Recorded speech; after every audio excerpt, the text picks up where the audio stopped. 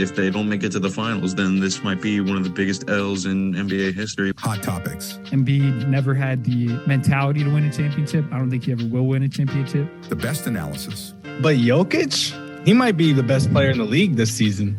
He really might be the MVP. This is the Full Court Report.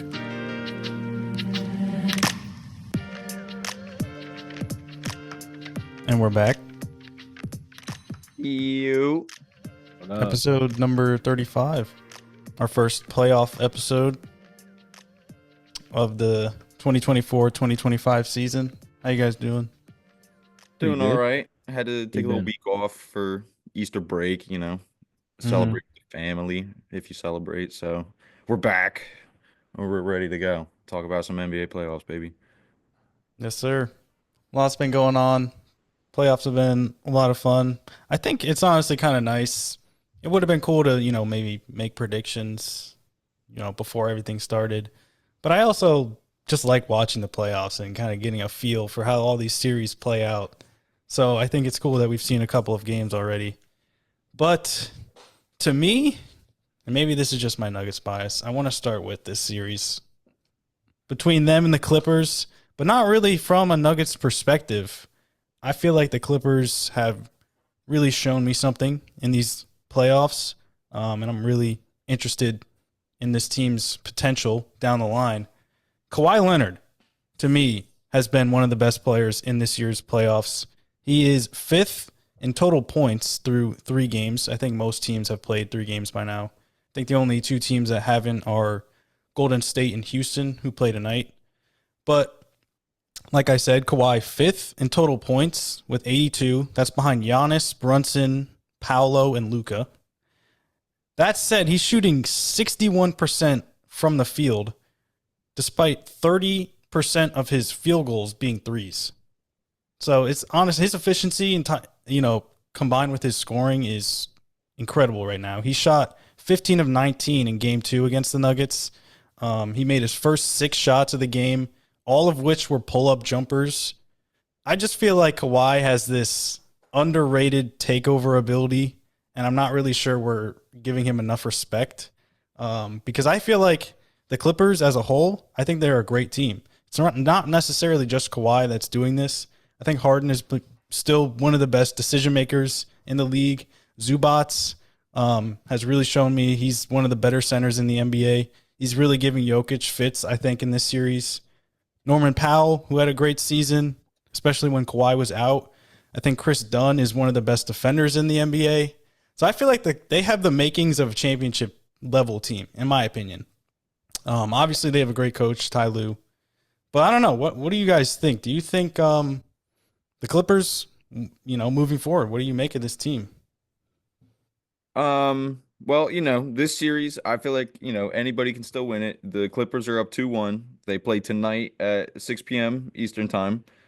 So they also play in LA.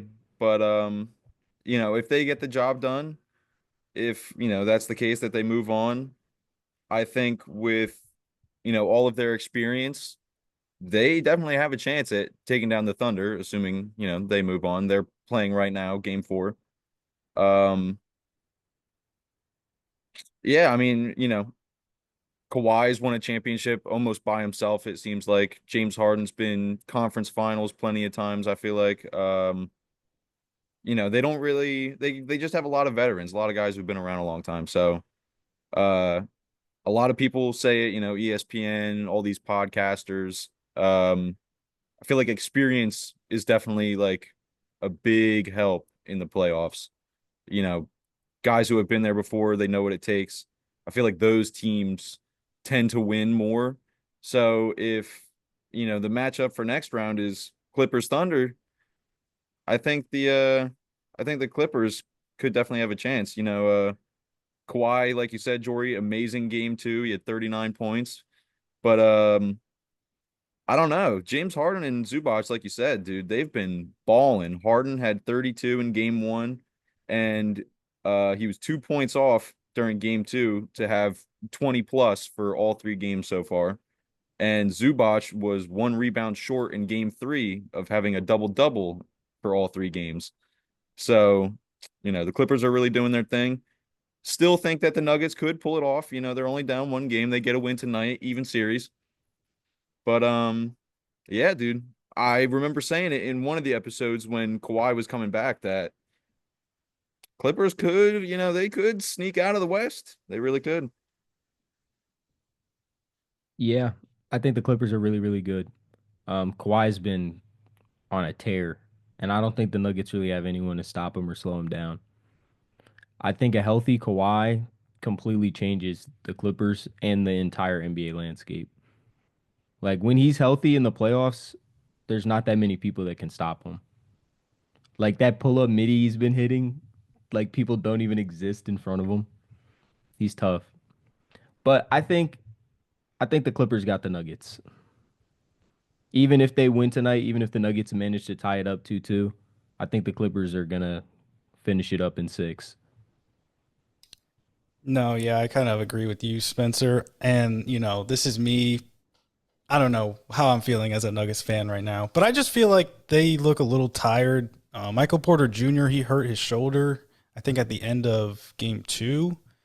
He's still playing, but you can definitely tell he's, a little bit limited. I think Russ is out tonight for the Nuggets in game 4. So I don't know. They just don't really look up to par. And I just feel like the Clippers are playing at a really high level. But like you said, Spencer, I feel like game 2, if just watch game 2, Kawhi highlights, it's really ridiculous. Everything is just kind of like walk you down. I'm going to get exactly to where I want to get to, and I'm going to hit the shot over you. Like you're not going to do anything about it. And I don't know. Like you said, Justin, they would play OKC in the next round. They are up 3-0 in that series against the Grizzlies. So sorry, Spencer, but it's kind of looking like OKC. I got the picture behind me. I know we're headed to So, but I think you're right, Justin. That would be a really interesting series. It's cool that Shea would be playing against his former team as well. Like, there's storyline there, I guess.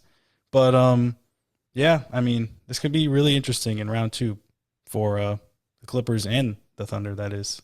I think the Clippers can give the Thunder a run for their money, though. I think Harden's got something to prove. He still needs that ring. Game, or I think that series is probably going 7 games. If that ends up being what it's going to be, which is pretty likely, that's going to be a 7-game series for sure. That's going to be great. And I think, too, that with the way that SGA is played in the series against the Grizzlies, he's had some nights where he hasn't looked like the always efficient MVP that he did in the regular season. And I think games like that against the Clippers, they're going to be able to take advantage of that. Yeah, I agree. Yeah. The Grizzlies weren't really taking advantage of that. Still down 0-3. It's all right. It's a tough. Tough time. Yeah. It's a tough time. Definitely. But well, another series that could potentially go 7 games now because of a injury that happened to a star. This Golden State Houston series, I feel like is very interesting. Game 3 is tonight at 8:30, so we'll see the outcome of that. But like I said, Jimmy Butler took a hard fall. I think it was Amen Thompson that kind of got underneath him as he was going for a rebound, I believe. I'm not saying it was intentional. Draymond pushed him not into that. Not saying it was intentional, but Draymond totally pushed him into that. This is the playoffs, man. It gets a little more physical than we think, and scrappy. Stuff like this happens. Things happen. Yeah, it's not. It really sucks. But like I said, without Jimmy, I mean, I'm curious to see how this series, goes on. I think I picked Golden State to win this series.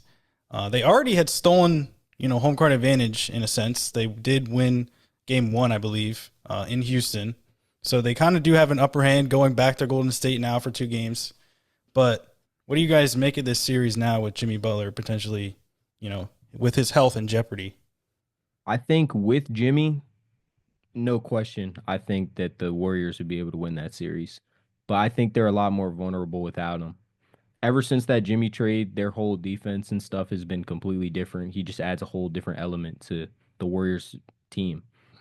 And I'm not saying Steph and Draymond can't get it done without him, but he makes things a whole lot easier for sure. I don't know. I disagree. I think I totally disagree. Even the Rockets? Even with Jimmy, I feel like the Rockets just have too much size to lose this series. Even though I'm kind of contradicting what I just said on the last take. You know, the Warriors have 4 rings worth of experience. Uh, Houston they have too much size, bro. I think that rebounding and defense should almost be easy for them because they can get in the passing lanes. They have one of the Thompson twins, you know, 2 of the most athletic players in the league. They have Amen Thompson, I think. Mm-hmm. And you know, I mean, the only 7-footer who I don't even know if he is 7 foot is that guy Post on the Warriors, that big white dude. He's the only guy really who's, you know, above what, like 6'8" or 6'9" on that whole roster. Maybe Kevon Looney is that tall. I just feel like, you know, the Rockets, they're just giants compared to the Warriors. I feel like, you know, the only thing keeping the Warriors in the series is their experience. I think it's a combination of like their experience and also just their shooting.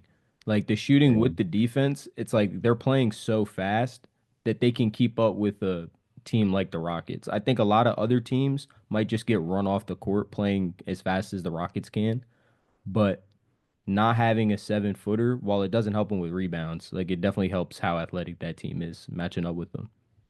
Yeah, no, that's a good point. That's a good point. I do agree though, Jory, that this series could go 7 games, and I kind of hope it does. Yeah, I mean, I think you're totally right, Justin, that they have like a size advantage over Golden State, but I do feel like Houston's offense is just not very good. Like, I mean, I'm not saying they're terrible offense, but I think when it comes to like a playoff level offense, they go through a lot of droughts on offense. I feel like more often, and I think that is also an advantage Golden State has because you don't really see that with Golden State where they just can't score for minutes at a time. Yeah. But yeah, I don't know. And it was interesting because I think when Jimmy got traded to Golden State, I didn't really know what the fit was going to be like. But I think Steve Kerr even said this. He kind of plays like Andre Iguodala used to with this team, where, you know, he's obviously impacting both ends of the floor. I think on offense, he's more of like a, you know, decision maker, connector player, but he's also obviously good enough to get his own shot off. So I feel like he's kind of like Andre Iguodala in that sense, and I feel like that's what he brings to this squad. So losing that obviously would not be beneficial, but who knows? We'll see. I think being at home will help Golden State a little bit moving forward, but For I sure. think they gotta go back to Houston at least 2-2, I think. Yeah. But I think we covered the West good enough. I feel like those 2 series have really been, I guess, the top dogs thus far, in my opinion. But out east, there's obviously a lot going on. But I want to start kind of at the top. I guess if you consider them at the top, Boston. I guess technically it would be Cleveland. But Boston, another star who suffered an injury, Jayson Tatum. I think, again, it was another play where he was kind of undercut, you know, in the air. I think it was Kentavious Caldwell-Pope. So I don't know why all these plays are happening in the playoffs. It's kind of odd. I think John Morant, the same thing happened to him. He got injured. So it's really weird. We're seeing this a lot, but he came down on his wrist. Jayson Tatum did. He did play in game 3, but the Celtics lost. So it's 2-1 now, that series.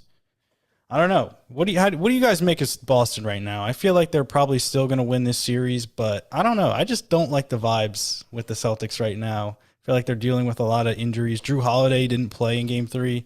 So I feel like they're just, I don't know. They're scaring me a little bit. I'm not worried about it. Like you said, you know, Tatum was injured in game 2 and, you know, missed all the rest of that game after the injury. And then Drew Holiday was just out game 3. Tatum did come back with 36 in game 3. So, you know, that injury doesn't really affect him too much. And I don't know. I don't think it's going to bother the Celtics too much, you know, assuming Drew Holiday is coming back, you know, at all during the series. I don't know when he's coming back, but even if he is out for the rest of the series, I feel like Boston, you know, they're good enough, experienced enough, talented enough to get the job done. The only thing that I'm kind of excited for as a Knicks fan is Al Horford and Jaylen Brown were both complaining, a post game press conference. They were complaining about Orlando's physicality, and I'm pretty sure Jaylen Brown said something like, we're playing basketball, not football, or something like that. Like, if Orlando is bringing that much physicality, they better look out for my Knicks, baby. They better be ready. I don't think the Knicks have the same level of physicality Oh that my Orlando's going to God. offer. Are you watching the Pistons series at all? Yeah, I'm seeing you guys get worked. No, no. Game three was a total musclery by the Knicks. Nah, the Knicks are good. But I think that the Celtics, when healthy, can obviously go toe to toe with anybody. But the knickknacks, all the injuries and stuff are piling up at a bad time right now. Like you said, Tatum had 36 in game three, but they need Drew. Kristaps just got popped in the face and was bleeding everywhere. Yeah. Like, if people keep getting all these like ticky tack injuries leading up to the finals, I don't know if they can make another run like that, especially against talented teams like the Cavs and maybe the Knicks if they can beat the Pistons. If it's jeez. No, I mean, I think it's interesting because in game two, like we said, Jayson Tatum missed that. I'm pretty sure the number is 115. That's the amount of games or playoff games Jayson Tatum has played in his career, which is insane. Already over 100. He's like 26 years old, ridiculous. That was the first playoff game he's ever missed in his career.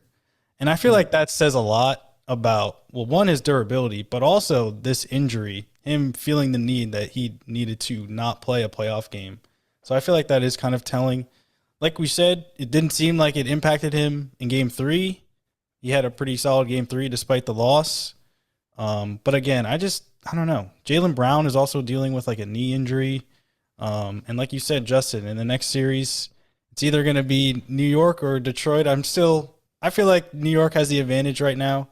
But, either way, that would be a really physical series for Boston in the next round. So, I don't know. It could get dicey for the champions or the reigning champions, that is. So we'll see. For sure. I want to see the Knicks Pistons go 7 though. It could. That's a good series. Yeah, it definitely has been.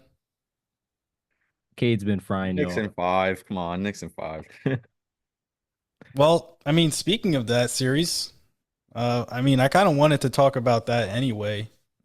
Justin, obviously, you can, talk all you want about your Knicks, but I wanted to talk about Cade Cunningham, who I think has been fantastic in this year's playoffs. His first playoffs, which is always interesting to watch how a player who, doesn't really have those, has never experienced it really, and what he could do against a playoff level atmosphere. So he's 7th in total points. He's 4th in assists and 3rd in steals through 3 games between that, against the Knicks. I just feel like, I think I mentioned this the other day, he just breaks down defenses like so easily, in my opinion. Meaning he just knows how to get into the paint and, force the whole defense to collapse on him. And then from there, I feel like he's a really good decision maker. I think he finishes well at the rim. I think his mid-range pull-up is pretty solid. I think there's still, improvement there, but I feel like that's a really key thing to have when you're a number one option. But I don't know. I just feel like he has kind of like that Luka type ability to be like the one kind of ball handler and then have a really, solid cast around him. I feel like the Pistons could be a really interesting team moving forward with him kind of leading the charge. Yeah, I Yeah. feel like his defensive like ceiling is like pretty high too. Like Luka's obviously a generational talent offensively, but there are times where you wish he would play more locked in defense. But Cade really locks up. Yeah. I mean, I've literally watched every second of this guy being out on the court for this series, so I feel like I got a pretty good understanding of how great this guy Cade already is. He makes everything just look so effortless, dude. Like It's almost like he's not playing at full speed. It's like he's just kind of playing in slow-mo. He's just so good at, carving his way into the paint, keeping his defender on, his back hip, and as soon as he sees, tiny little space in front of him, nice little burst step to the hoop, easy lay, nice little floater, like you said, Jorie, easy midi pull up. Um, and then even though I just said it's like he's playing in slow motion, you see him on the fast break. That guy is zooming. He's moving that ball up quick, and he's pretty tall. He's like 6'5" or 6'6", something like that. So if he's on the fast break, he could probably just take it in every time and get a layup. But he really is a phenomenal passer, like you said, Jory. Coming off the pick and roll, off the fast break, you know, he has a really good balance of knowing when to score, when to pass, and I don't know. You didn't ask the question in your little, little intro to the segment, but um, I feel like in the future, Cade could have an MVP type season.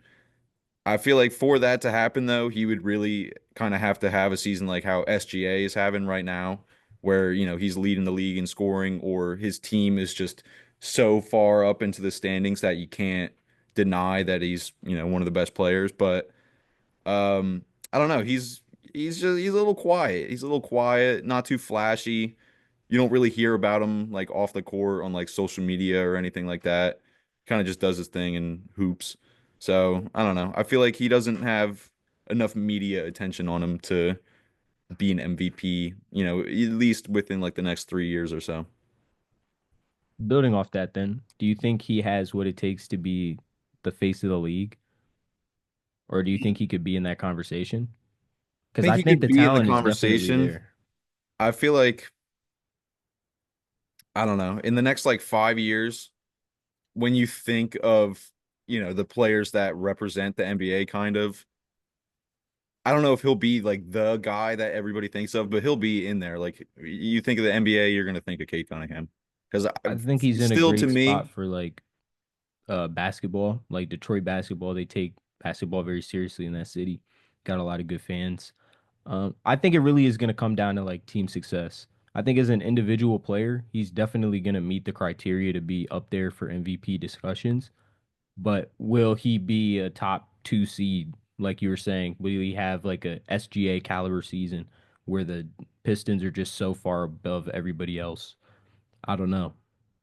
But they got yeah, good pieces right now. And if they keep getting better, who knows? Because I did see the Pistons were the first team in NBA history to triple their win total from one year to the next. yeah, yeah, So, Crazy. not saying they're going to triple it again next season, but if they keep making improvements like this, who knows what's possible for them? yeah. I don't know. If when I think it was 2021 when the Knicks played the Hawks, I was really watching those games and being like, I really hate the Hawks. Like, I hate this team. But I watched the Pistons and like, I can really respect them. Like, they got a good team. Watching the games I might get a little salty with like Tim Hardaway Jr. hitting like 4 threes in a row. Like, get out of here with that. But he was a Knick. He'll always have my respect for playing for the Knicks. But yeah, I don't really like, Detroit's a good, respectable team, even if they are really physical. That's what you like to see. Yeah. No, I think they do have a good squad. Jaden Ivey, he's not even healthy, so I'm curious to see what he could add to this team next season. I feel like because I said Luca earlier, and I'm like that could be a nice comp in terms of how Kyrie impacted Luca's career. I feel like I'm not saying Jaden Ivey's going to be Kyrie Irving, but I feel like having another kind of off the dribble guy next to you could help Cade a lot because I do feel like he is handling the ball quite a bit in this series, kind of more than anybody else, and sometimes that can be difficult. Sometimes it's good to bring the ball up with someone else. But yeah, I feel like all these series have been really interesting. I said I was done with the West. I don't know why I said that. I wanted to ask one more question about this guy right next to me, Mr. Ant-Man, serving burgers or Chipotle or wherever he is. I don't know. But So I mean, I don't know. I think I picked in my official bracket, I think I submitted a bracket on NBA.com. I picked the Timberwolves to win this series against the Lakers. Um, I don't know. I feel like I'm really interested about Minnesota. I think I said earlier this season as well. I think they're like my sleeper team in the West to come out of the West. Um, I feel like they're showcasing it right now against Los Angeles. I think LA has a lot of holes in their roster. I mean, we talked about it, not having a ton of size. Obviously they have two great players with LeBron, Luca, Austin Reeves, also a great player, but I do feel like their lack of size is kind of telling at times. Um, but I feel like the Timberwolves just have such a deep roster. Obviously it starts with Ant-Man, but I feel like Julius Randle has actually played really well in this year's playoffs. Gobert, obviously, making an impact on defense, but I feel like there are also times where he looks confident offensively, which is what you want moving forward. Got Naz Reid off the bench, Dante DiVincenzo off the bench, Jaden McDaniels, another guy who's been playing really well thus far. I just feel like they got a lot of pieces. They have experience. They were in the Western Conference Finals last year, so it wouldn't shock me if they got back there. And their path is interesting because they play the winner of the Rockets Warriors series. I feel like in round two, I feel like almost either way, I think Minnesota would have an advantage there. But I don't know. What do you guys make of that series in Minnesota? I guess. I mean, the Timberwolves definitely look great right now. LeBron dropped 38 and they still lost.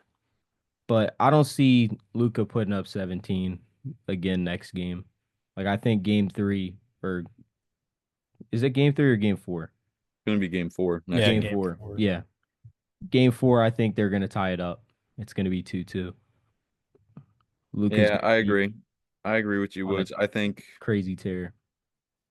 I think the Timberwolves really stole that game 3 from the Lakers. I feel like even though the Timberwolves were winning for most of the fourth quarter there at the end, the Lakers tied it up with, I don't know, it must have been like 3 minutes left, 2.5 minutes left, something like that. It was like 103, 103.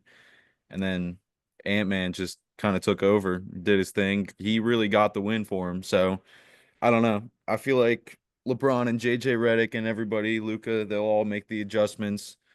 And I think they'll just come out ready for game 4. And I think they're going to take care of business pretty easily in game 4, even if it is in Minnesota. I don't think LeBron's gonna go out sad like that and go down 3-1. I don't think LeBron in general is just going home in round 1 Yeah. based on the history. That's Well, fair. That's fair. I don't know. I don't know. Even though we're really giving this guy like LeBron a lot of credit, he is 40. He is 40, so I don't know. Maybe Guy Father almost Time put up his finally age caught up with him. last night. What happened? I said guy almost put up his age last night. Yeah. Yeah. Yeah, but Hey. he might just not be as dominant. 38 points, like I mean, what's a that's pretty non-dominant dominant, 38? but I don't know. Nah. You know what? Nah. I got faith in my man Legoat. The goat. Bah. Yeah. I don't know. I just feel like Minnesota, they just Ant-Man to me, I is another guy in my opinion I think has MVP upside. I think he just has another gear that really no one in the league can defend. When he's really on, he's such a great athlete, but his shot making has really improved. Off the dribble in that sense. So I don't know. I just feel like this team has the makings to make another deep run, and I don't know. I don't think they're not afraid of the Lakers. I know that there is this kind of notion that they have Luca and they also have LeBron James. They're not scared.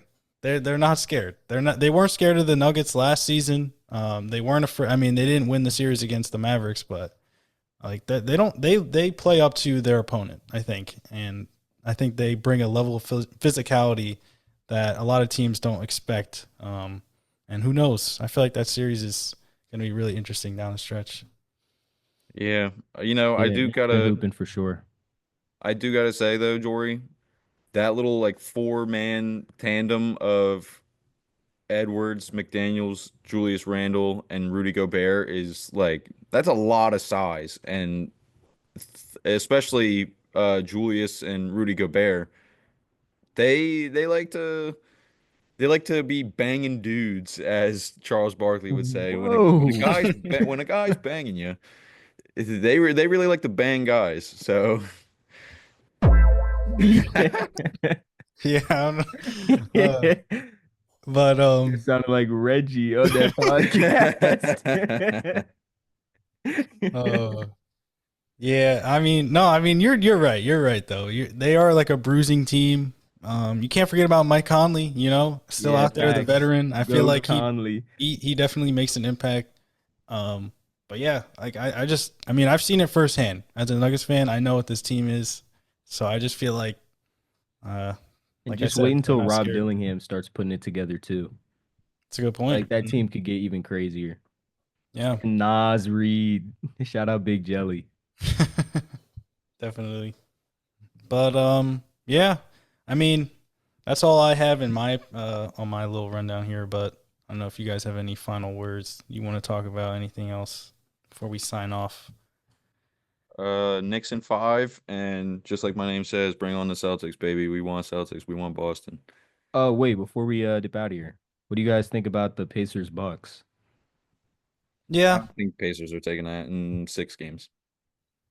Yeah, I think I was on the Milwaukee to start, and I don't know. I think Giannis, I talked about who I think the best player in the playoffs has been. I think it's probably Giannis. Individually, at least, the Bucks obviously went down 2-0. They did win Game 3, so that was good to see for them. But I don't know. I just feel like Indiana. It's hard for them to keep up offensively sometimes for Milwaukee, and when you're playing from behind the whole game, it's just a recipe for disaster. But I don't know. It could go back to Indiana 2-2 potentially. I think Game 4 is going to be a huge game. The Dame Pacers is look back, really right? good right now. I mean, that's the Yeah, thing Dame with is back. having Dame and Giannis like on the court together. Mm-hmm. Anything could happen. Like if it becomes like a close game in clutch time, I probably trust Dame and Giannis more than Halliburton and Spicy P. But I think the whole team of the Pacers is just better than the Bucks right now. Yeah. Yeah, the Pacers just have really great depth. I mean, it's not Yeah. just the top end star. You got, Andrew Yeah, you Nembhard really is have to think about everybody. really good. Aaron Nesmith is, been really solid. Mathurin is back, coming off the In bench. Mathurin. Yeah, he's DJ tough. McConnell, like they just sub in guys, and it doesn't really feel like they lose a step, at least offensively, I think. And I feel like that's just difficult for the Bucks at times. Yeah, they're a deep team. But yeah, I don't know. That's definitely another fun series. I feel like we've gotten a lot of good ones, but round 2 to me, I think could have some super mega series. Bangers. So Yeah, I that's got gonna the be really Pacers exciting. though.